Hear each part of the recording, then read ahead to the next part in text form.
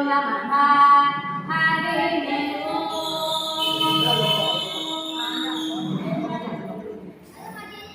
ओम श्री वासवाम्बाय नमः ओम श्री वासवाम्बाय नमः ओम श्री वासवाम्बाय नमः ओम श्री वासवाम्बाय नमः ओम श्री वासवाम्बाय नमः ओम श्री वासवाम्बाय नमः ओम ऐं ह्रीं क्लीं श्रीं ग्लौं वं श्री वासवी कन्यके मह्यं श्री वासवी कन्यके मह्यं सर्वसौभाग्यं देहि देहि स्वाहा देहि देहि स्वाहा ओम ऐं ह्रीं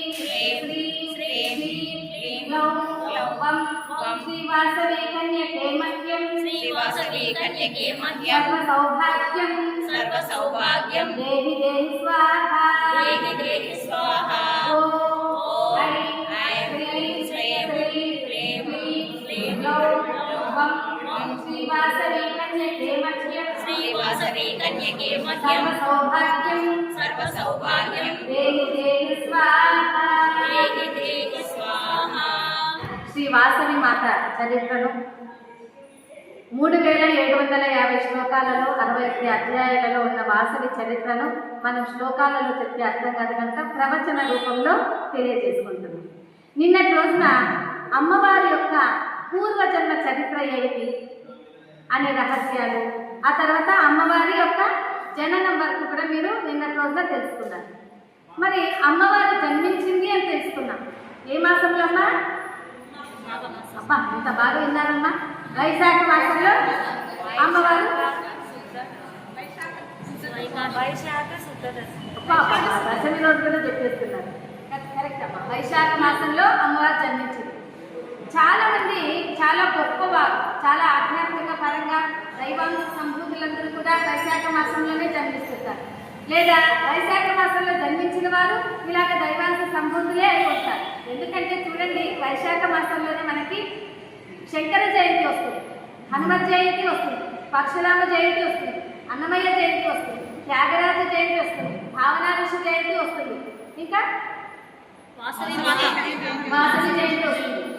సృష్టికంతటికి కాలజ్ఞానాన్ని తెలిపిన వీరబ్రహ్మం గారి యొక్క జయంతి కూడా ఆ మాసంలోనే వస్తుంది. చాలా విశేషం. ఆ పరమ పవిత్రమైన క్షేత్రంలోనే మీరందరూ కూడా వసిస్తున్నారు, నివసిస్తున్నారు. పూర్వజన్మ సుకృతం జరుగుతుంది. జై బలో వాసవి మాతాకి. ఆ విధంగా జన్మించిన ఇద్దరు శిశువులు జన్మించారని కుసుమశ్రేష్ఠి గారు ఆ గ్రామ ప్రజలందరికీ కూడా దండుగా వేయించారు. ఇందుకు మూలంగా తెలియజేయడం ఏమనగా కుసుమశ్రేష్ఠి వారికి ఇద్దరు కవల పిల్లలు జన్మించారు అని వర్తమానం పట్టారు. అదేవిధంగా కుసుమశ్రేష్ఠి గారు తన సోదరి అయిన ఆచరణలో ఉన్న పచ్చి పులుసు ధనలక్ష్మి వారికి కూడా ఈ శుభమానం పంపారు, అంటే ఈ వర్తమానం పంపారన్నమాట. అప్పుడు ఆమె వారి యొక్క మేనకోడలు మేనల్లుని చూడటానికి కూడా కదిలి వస్తున్నారు, ఒక బంగారు రథంలో వస్తున్నారు. ఆగా మరి ఎవరైనా చిన్న పిల్లలు జన్మించాక వారి దగ్గరికి వెళ్ళాలంటే మనం ఏం తీసుకెళ్తాం? బహుమతులు ఏమైనా తీసుకెళ్తాం కదమ్మా.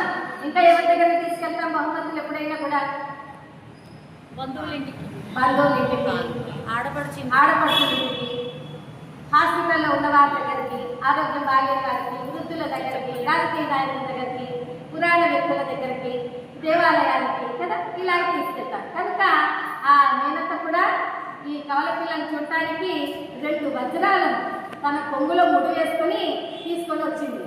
ఆ వచ్చేసరికి ఇక్కడ అందరూ కూడా మీలాంటి ముత్తైదువులందరూ కూడా తండోపతండాలుగా అందరూ ఆ రాజ్యాంగంలోకి వచ్చేసారు. ఆహా, మేము చూడాలంటే మేము చూడాలి కవల పిల్లలు అందరూ అని అందరూ కూడా చూస్తూ ఉన్నారన్నమాట.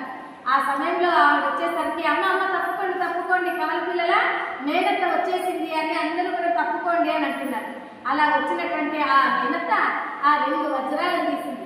ముందుగా ఎవరి చేతిలో పెట్టాలి వజ్రాలని అని చూస్తుంది.